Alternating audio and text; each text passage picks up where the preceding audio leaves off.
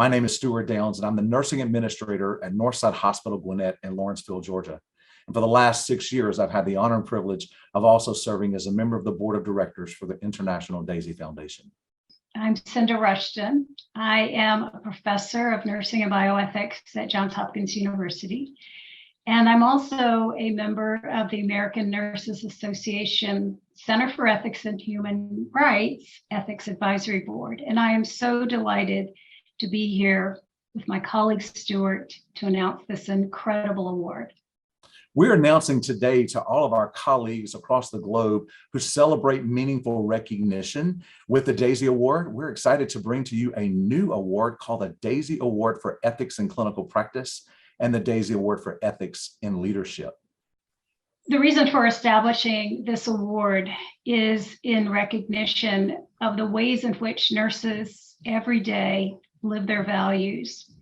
And often it's because they don't even notice the occasions where they're actually doing that we wanted to really shine a light on that part of our nursing practice that grounds us in everything that we do. This award is really important because it, first of all, provides visible public recognition of the outstanding contributions of nurses to ethical practice, whether they are clinical nurses or whether they are nurse leaders. And so it's an incredible opportunity to highlight and celebrate the positive impact of ethical practice and leadership within nursing, but also to recognize nurses' ethical practice and leadership as a catalyst for strengthening ethical practice and empowering nurses to advocate for change in their organizations. So it's a very exciting opportunity to shine a light on another dimension of what it means to be a nurse. I think about the nurse leader who had to take bold action relative to maybe some staffing dilemmas that he or she faced during the pandemic as they were trying to ensure uncompromised care. Also during the pandemic, I think about that nurse leader who was bold enough to disallow visitation, despite the many requests maybe to make exceptions to the rule. Another example that comes to mind in the clinical practice setting would be a clinical nurse who is faced with the ethical tension of handcuffing a patient to a bed maybe during the laboring phase of delivery, or that nurse who courageously disclosed an error to the patient or family member. These are but a few of the situations for which nurses and nurse leaders advocate on a daily basis and remain true to who they are as an ethical leader and an ethical nurse. As always, we encourage our DAISY partners to create award criteria that are consistent with their organizational mission and vision and values.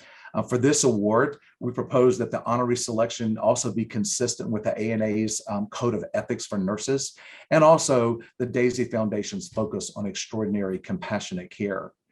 We suspect that nurses nominated for this award could be clinical nurses, nurse leaders, or even nurse-led teams.